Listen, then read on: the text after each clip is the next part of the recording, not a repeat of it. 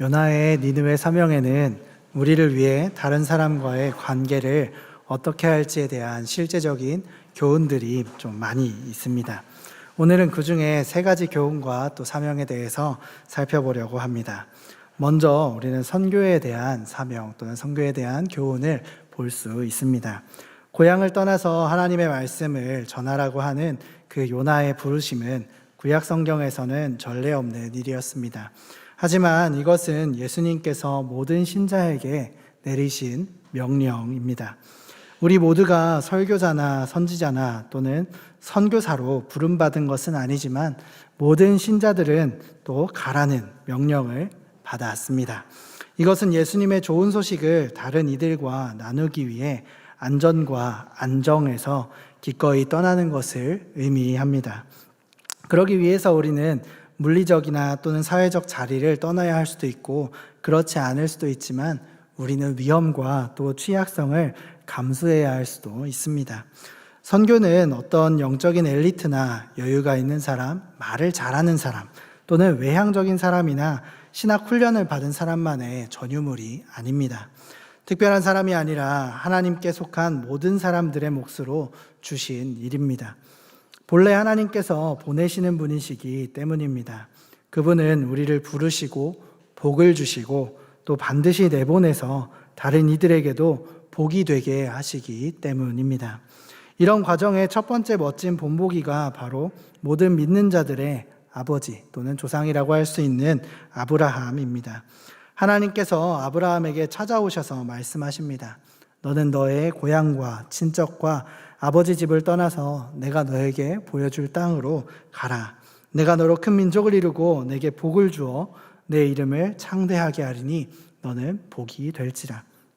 땅의 모든 족속이 너로 말미암아 복을 얻을 것이라. 하나님께서는 아브라함을 불러 익숙한 문화와 아브라함의 개인적인 또는 정서적인 안정의 기반인 아버지의 집을 떠나라 말씀하십니다.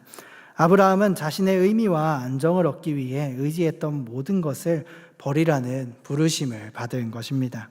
하나님께서는 아브라함의 생애 동안에 기점이 될 만한 몇 가지의 명령을 하셨는데요. 그 명령마다 불확실한 미래처럼 보이는 말씀과 함께 주셨습니다. 12장에서는 가라라고 말씀하시는데요. 어디로 가라고 말씀을 안 해줍니다. 그냥 나중에 말해줄게. 가라고 이야기하시는 거죠. 또 하나는 15장인데요. 너한테 아들을 줄게. 어떻게 해요? 나중에 알려줄게. 그냥 믿어 라고 이야기하십니다. 그리고 22장에서는 산에서 아들을 바치라고 이야기하십니다. 모리아산으로 가서 바치게 될 텐데 그 산이 어떤 산인지 말씀을 딱히 안 해주십니다. 그냥 가라 하시는 거죠. 그냥 올라가라 말씀하십니다.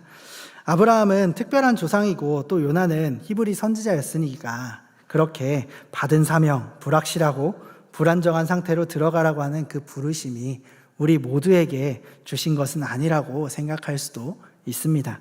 하지만 히브리서 11장 8절에서 10절은 하나님의 부르심을 받고 안정된 자리를 떠나는 그 아브라함의 태도를 모든 신자의 본으로 제시하고 있습니다.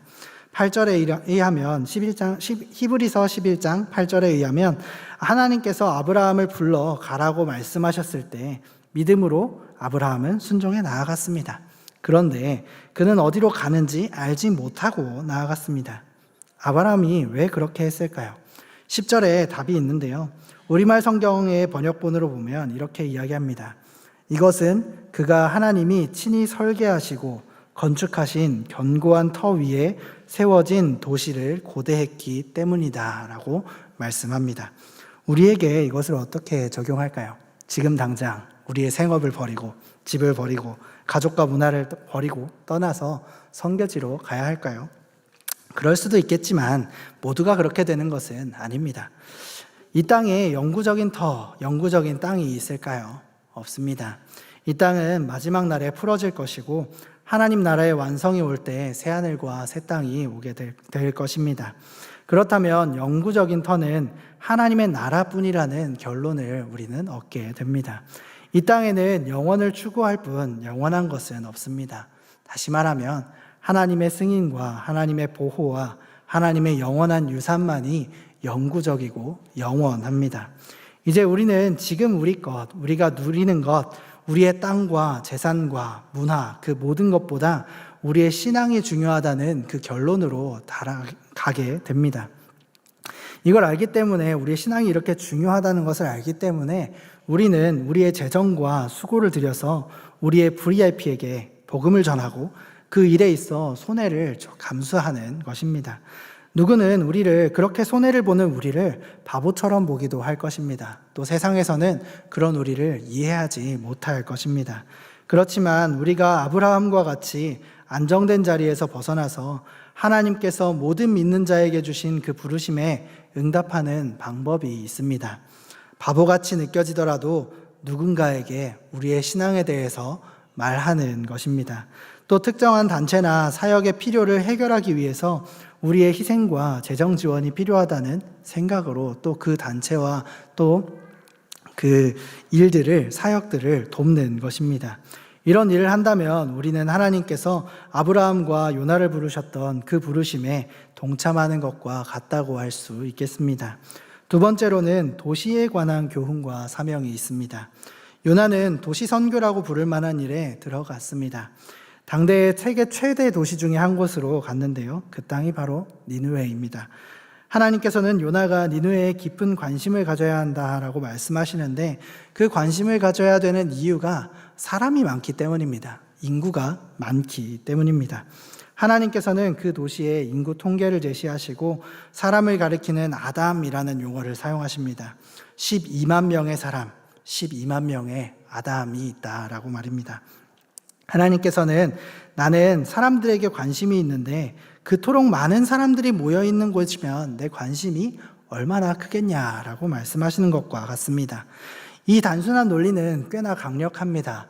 도시를 좋아하지 않는 사람도 혹시 우리 중에 있을 수 있습니다. 또 시골 생활에 매력을 느끼고 또 귀촌에 대한 생각을 우리도 가지고 있을 수도 있죠. 하지만 만약 우리가 사람들에게 관심이 있고 그 사람들의 가장 중요한 필요가 하나님과 그들이 화해하는 것이라고 생각을 한다면, 그렇게 믿는다면 우리는 어떤 방법으로든 도시에서 또 말씀을 전해야 될 수도 있겠습니다. 도시 사역에, 도시 선교 사역에 관심을 갖고 그 사역을 지지할 수 있을 것입니다. 하나님께서 영적인 필요의 지표를 단순히 인구수로 제시하셨다면 오늘날 우리는 그것을 더욱 진지하게 받아들여야 합니다. 여기서 오해를 금하자면 이제 시골로 가서 우리가 복음을 전해야 하는 것을 터부시 여기는 것은 아닙니다. 그렇지만 이제 인구가 더 많기 때문에 좀 더 중요하게 생각하고 우리가 좀 더 우리 현실에 맞게, 우리가 도시에 살고 있으니 한번 생각해보자라는 부분입니다. 19세기 초만 해도 세계 인구의 5%만 도시에 살았다고 합니다. 하지만 1900년에는 그 비율이 14%로, 그리고 오늘날에는 그 수치를 50%, 또 2050년에는 80%에 육박할 거다라고 전망하고 있다고 합니다. 또 그 일례를 조금 더 구체적으로 보게 되면 1950년에 중국 선전시의 인구가 3,148명이었다고 합니다. 그런데 올해 그 도시의 인구는 11월 기준으로 1,766만 명으로 추정합니다. 굉장히 많은 수죠. 그럼 우리 대전은 어떨까요? 대전에 1950년도에 있던 인구수는 17만 명이었다고 합니다. 그러면 지금은 어떨까요? 올해 10월 기준으로 144만 명이라고 합니다. 약 144만 명이라고 합니다. 엄청나게 인구가 증가했죠. 이 상황은 하나님이 요나에게 건네신 마지막 질문인 내가 이 큰 도시 니느웨에 관심을 가져야 하지 않겠느냐라는 말씀에 또 울림을 주게 됩니다. 요나는 자기 민족에게 위협이 되는 도시를 긍휼히 여기라는 부르심을 받았습니다. 또 몇 년 후에 하나님께서는 신자들에게 그들 나라에 폭력을 행사했던 이방 도시에 선을 추구하라고 동일하게 명령하십니다. 그 도시가 어디냐면 바벨론입니다. 바벨론 제국은 예루살렘을 침공했고 약탈하고 많은 예루살렘 사람들을 포로로 잡아간 나라입니다. 바벨론 사람들의 전략은 유대인들을 문화적으로 동화시켜서 신앙과 문화 또 세계관을 잃게 만드는 것이었습니다. 그래서 하나니아 같은 선지자는 이런 전략에 맞서서 유대인들에게 도시 바깥에 머물라라고 요구합니다. 이것은 일종의 부족주의라고 볼 수도 있고요. 도시를 경멸하고 또 증오하고 경제를 꾸리는 데 필요한 정도만큼만 도시와 관계를 맺자라고 하는 것이었습니다. 아이러니하게도 동화되는 것과 또 부족주의 둘 다 극도로 이기적인 모습입니다. 도시에 대한 사랑은 없는 모습입니다. 두 경우 모두 부와 지위와 권력을 쌓기 위해 도시를 이용할 뿐입니다. 하나님께서는 그분의 백성에게 대해서 동화와 부족주의를 다 거부하시고 섞이지 말고 물러나지 말고 이렇게 말씀하십니다. 예레미야 29장 4절에서 7절 말씀인데요. 제가 읽겠습니다. 나 만군의 주 이스라엘의 하나님이 말한다. 내가 예루살렘에서 바벨론으로 잡혀가게 한 모든 포로에게 말한다.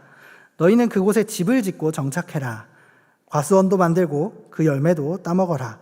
너희는 장가를 들어서 아들, 딸을 낳고 너희 아들들도 장가를 보내고 너희 딸들도 시집을 보내어 그들도 아들, 딸을 낳도록 하여라.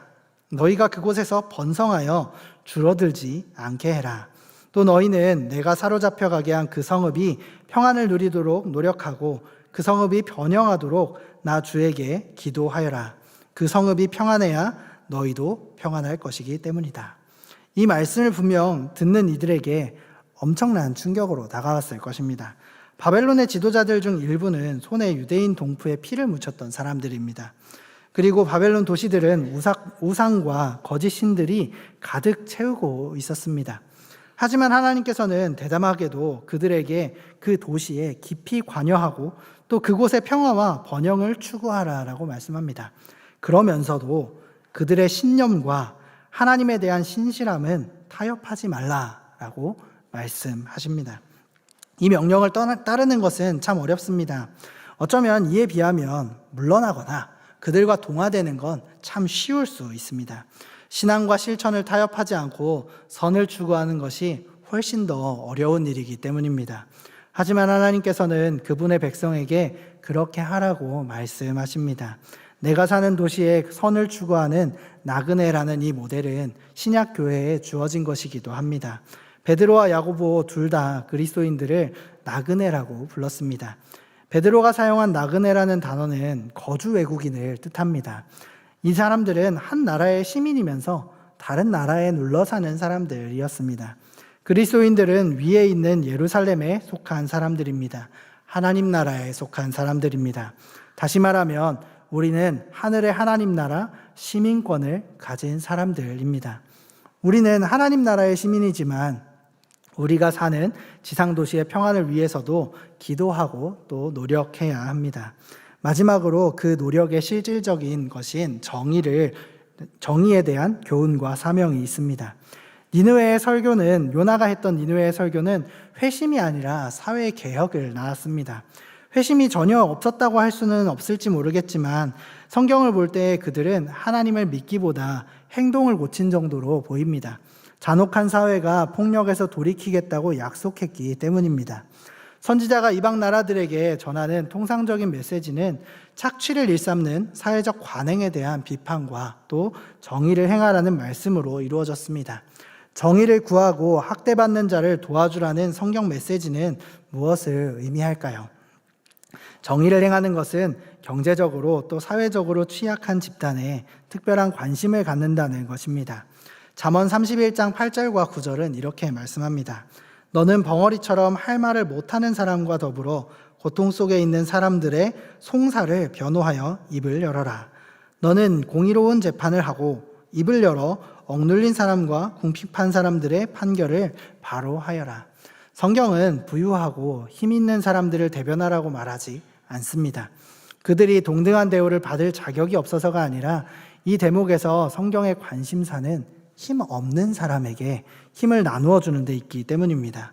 이사야 58장 6절은 우리에게 부당한 결박을 풀어주는 것, 압제받는 사람을 놓아주는 것을 요구합니다. 그리고 그 다음 절 7절은 그것을 굶주린 사람에게 먹거리를 나누어 주는 것, 떠도는 불쌍한 사람을 집에 맞아들이는 것으로 말하고 있습니다.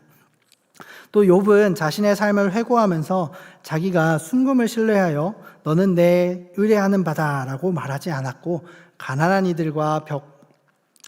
이들에게 의복과 기타 가진 것을 나누었다라고 말했습니다.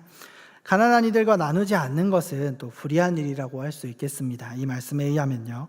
정의로운 너그러움의 결핍은 다른 형태로도 나타날 수가 있습니다. 우리가 직원들을 착취하고 또 임금을 박하게 지불하는 것은 불의한 일입니다. 우리가 가진 것은 무엇이든 하나님의 선물이고 그분이 맡기신 것에 불과하기 때문입니다. 그러면 실제로 어떻게 복음 전도와 정의의 실천을 결합할 수 있을까요? 모든 사회적 문제들은 하나님을 멀리하는 것, 하나님을 떠나는 것에 있습니다. 그래서 우리가 누군가를 위해 할 수 있는 가장 근본적인 사랑의 행위는 그 사람이 하나님과 화해하게 하는 것입니다. 하지만 회개를 선포하는 일은 정의의 실천을 반드시 동반해야 하는데요. 하나님과 새로운 관계를 맺게 되면 그 관계는 다른 모든 관계에도 영향을 미쳐야 하기 때문입니다. 구약 성경의 선지자들은 우리가 종교적으로 행동하고 금식하고 기도한다고 해도 정의를 행하지 않으면, 가난한 사람들을 구하지 않으면 그 종교는 엉터리다라고 꾸준히 선포했습니다. 이사야는 우리가 가난한 사람들을 보살피지 않으면 입술로 하나님을 공경하는 것처럼 보일지 몰라도 마음은 하나님으로부터 먼 것이다라고 말합니다. 신약 성경도 다르지 않습니다. 선지자들처럼 예수님도 길게 기도하지만 또 가난한 이들을 착취하는 사람들을 질타하시기도 했습니다.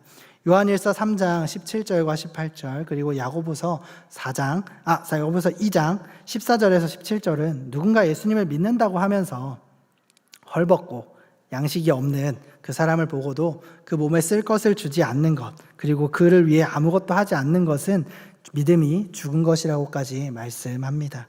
이 모든 성경의 본문은 우리가 하나님과 살아있는 관계를 누리고 하나님의 은혜를 경험했을 때 필연적으로 따라오는 표시가 있다는 것을 말씀합니다. 그게 바로 가난한 이들에 대한 긍휼한 마음과 긍휼한 행동입니다. 가난한 사람들을 도와준다고 해서 하나님께 우리가 용납되는 것은 아닙니다. 우리가 가난한 사람을 도와줬기 때문에 하나님께서 우리를 구원하시는 것은 아닙니다. 그러나 그분의 사랑을 경험했다는 확실한 징표로는 볼 수 있을 것입니다. 구약의 성도들, 아담으로부터 신약 성도들 우리 모두까지 교회로 부름을 받았습니다. 하나님께서는 우리를 교회로 부르실 때 부르시고 예정하시고 언약을 맺음으로 약속과 사명을 주셨습니다. 그래서 우병훈 교수는 그의 책 교회를 아는 지식에서 하나님의 예정은 역사와 공동체 속에 언약의 옷을 입고 드러난다고 말합니다. 구원의 예정은 개인적이지만 구원의 언약은 항상 공동체적이었습니다. 이 사실은 우리가 교회의 성숙과 발전을 위해 애쓸 때 하나님께서는 그 수고를 사용하셔서 하나님의 예정을 이 땅 가운데 실현하신다는 말씀입니다.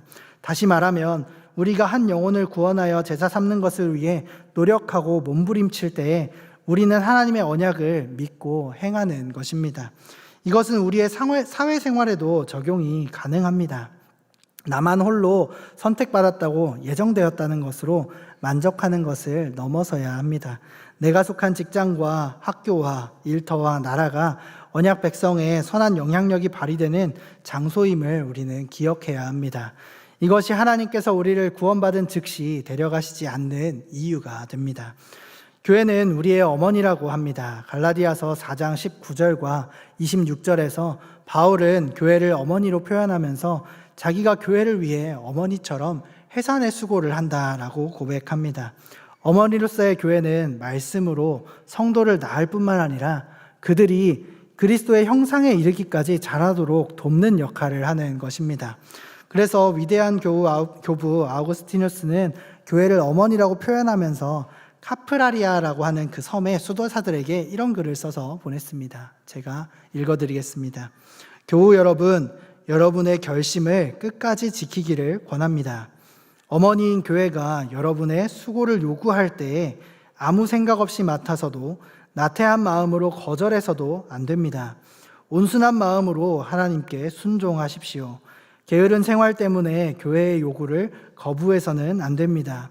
어머니인 교회의 해산을 도우려는 선한 사람들이 없었다면 여러분 자신도 태어날 수 없었을 것입니다. 우리도 이와 같이 영적인 생명을 잉태하고 해산하는 일에 힘써야 할 것입니다. 우리가 다음 주에 이제 VIP 초청잔치를 하죠. 그 초청잔치를 할 때 우리가 작정한 VIP들과 그렇지 않은 VIP들까지 모두 우리가 혹시 그때 작정하지 못했다면, 그 이름을 써서 내지 못했다면 그 이후에도 우리가 생각나는 VIP들을 우리 교회로 초청하면 좋을 것 같습니다. 그리하여서 그들을 우리가 해산의 수고를 통해서 그들이 신앙을 갖고 그들이 하나님 앞으로 돌아와 하나님의 자녀가 되는 역사가 있기를 우리도 소원합니다. 이 일의 시작은 교회에서 다른 사람들을 있는 그대로 받아주고 인정하고 세워주는 것에서부터 시작합니다. 어머니와 같이 성도를 돌보고 격려해 주는 것입니다. 그리고 이 일은 쉽지 않습니다. 성도와 성도가 아닌 세상에 있는 우리의 VIP들을 이렇게 섬기는 것은 쉬운 일이 아닙니다. 그러나 우리가 조금씩이라도 이렇게 할 수 있는 이유는 하나님께서 우리에게 거저 주시는 자비로운 은혜로만 우리가 영생을 얻는다는 것을 알기 때문입니다. 그래서 회개를 선포하는 것이 근본적이지만 정의의 실천 또 구제와 사랑을 나누는 것은 분리할 수 없이 이어져야 하는 것입니다. 기독교 신앙에서 심판과 은혜의 하나님에 대한 믿음은 사회에서 정의를 행할 토대가 됩니다. 교회 바깥의 사람들 눈에는 그리스도인들이 정의를 행할 때 복음에 대한 믿음이 설득력 있게 보일 것입니다. 이웃이 그리스도를 믿는 사람이든 아니든 그를 위해 정의를 행하는 것, 가난한 자를 도와주고 사랑을 베푸는 것이 역설적이게도 이웃에게 예수님을 권하는 최고의 방법이 될 것입니다. 말씀을 맺겠습니다. 요나는 자기 민족을 넘어서 하나님의 말씀을 전하는 사명을 받았습니다. 이것을 생각할 때 우리는 우리의 재정과 헌신을 사용해서 VIP를 섬기고 또 그들이 예수님을 믿을 수 있도록 할 수 있습니다. 또 요나는 당시 세계 최대 도시 중 한 곳으로 향해 갔던 선지자입니다. 도시의 문화는 신앙을 지키기 어려울 수 있습니다. 그러나 그곳에 있는 무수히 많은 영혼들을 생각할 때 우리는 도시를 포기할 수 없습니다. 하나님께서는 이 상황에 대해 방법을 제시하시는데 도시 문화에 동화되지 않으면서 그곳의 평안을 위해 기도하고 노력하라 말씀하십니다. 마지막으로 정의에 관해 말씀하시면서 정의를 추구하는 것은 가난한 자와 사회 약자들을 돕는 것, 또 교회와 사회에 사랑을 베푸는 것이라 말씀하십니다. 우리는 교회를 통해 부름을 받았고 교회를 통해 태어났습니다. 또 교회를 통해 양육받아서 지금과 같이 성장했습니다. 그렇다면 우리는 사회에서 정의를 행함으로 또 교회 안에서 예수님의 사랑을 보여줌으로 사회에서도 보여줌으로 그들도 하나님의 부르심에 순종하도록 기도하고 노력해야 합니다. 우리를 통해 교회를 통해 영적 생명이 잉태되고 해산하는 일에 힘쓰며 또 양육하는 일에 또 힘쓰는 우리 모두가 되기를 축복합니다.